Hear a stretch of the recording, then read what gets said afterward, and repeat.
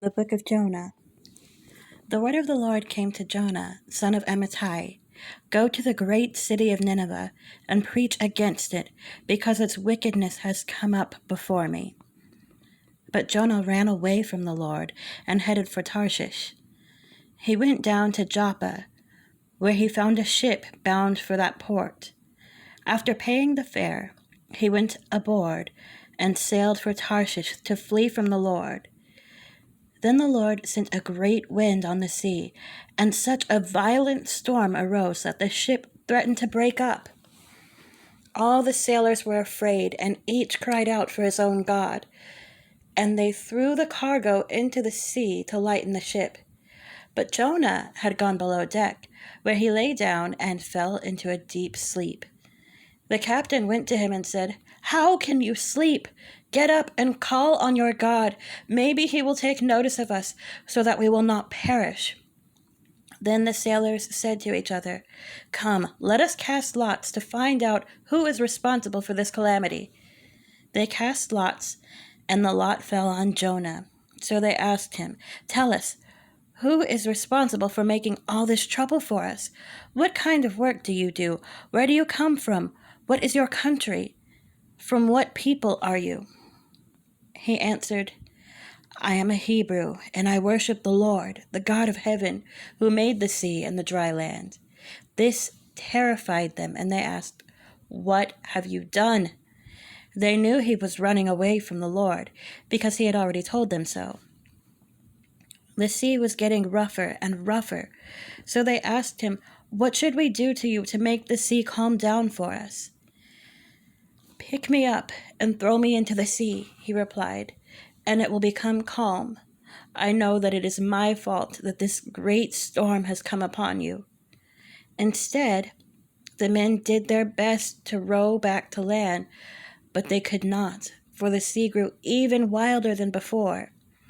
Then they cried out to the Lord, "Please, Lord, do not let us die for taking this man's life. Do not hold us accountable for killing an innocent man, for you, Lord, have done as you pleased." Then they took Jonah and threw him overboard, and the raging sea grew calm. At this, the men greatly feared the Lord, and they offered a sacrifice to the Lord and made vows to him. Now the Lord provided a huge fish to swallow Jonah, and Jonah was in the belly of the fish 3 days and 3 nights. Chapter 2. From inside the fish, Jonah prayed to the Lord his God. He said, "In my distress, I called to the Lord, and he answered me. From deep in the realm of the dead, I called for help, and you listened to my cry. You hurled me into the depths, into the very heart of the seas, and the currents swirled about me. All your waves and breakers swept over me. I said, I have been banished from your sight, yet I will look again toward your holy temple. The engulfing waters threatened me. The deep surrounded me. Seaweed was wrapped around my head. To the roots of the mountains I sank down. The earth beneath barred me forever. But you, Lord my God, brought my life up from the pit. When my life was ebbing away, I remembered you, Lord, and my prayer rose to you, to your holy temple. Those who cling to worthless idols turn away from God's love for them. But I, with shouts of grateful praise, will sacrifice to you. What I have vowed, I will make good. I will say, salvation comes from the Lord. And the Lord commanded the fish, and it vomited Jonah onto dry land. 3. Then the word of the Lord came to Jonah a second time. Go to the great city of Nineveh, and proclaim to it the message I give you. Jonah obeyed the word of the Lord and went to Nineveh. Now Nineveh was a very large city. It took 3 days to go through it. Jonah began by going a day's journey into the city, proclaiming, 40 more days and Nineveh will be overthrown. The Ninevites believed God. A fast was proclaimed, and all of them, from the greatest to the least, put on sackcloth. When Jonah's warning reached the king of Nineveh, he rose from his throne, took off his royal robes, covered himself with sackcloth, and sat down in the dust. This is the proclamation he issued in Nineveh.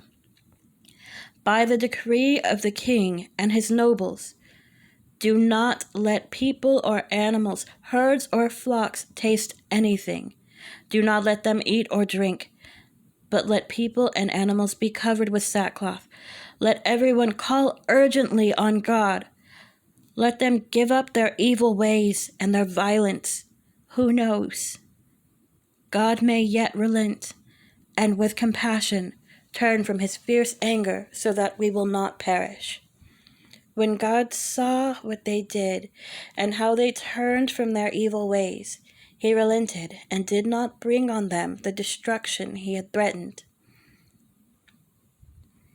4. But to Jonah this seemed very wrong, and he became angry. He prayed to the Lord, "Isn't this what I said, Lord, when I was still at home?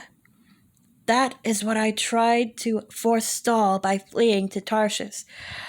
I knew that you are a gracious and compassionate God, slow to anger and abounding in love, a God who relents from sending calamity.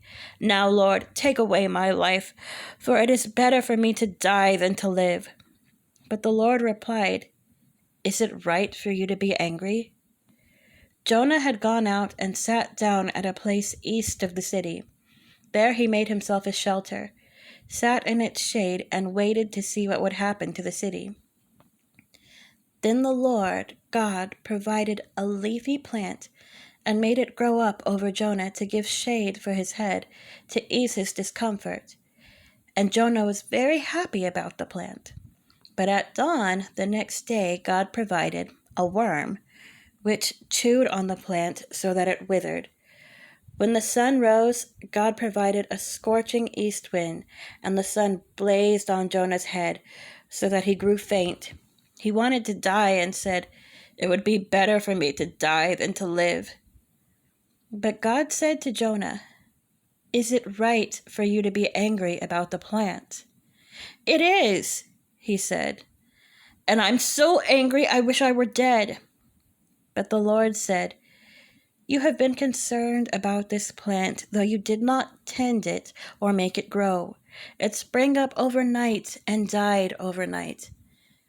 And should I not have concern for the great city of Nineveh, in which there are more than 120,000 people who cannot tell their right hand from their left, and also many animals?"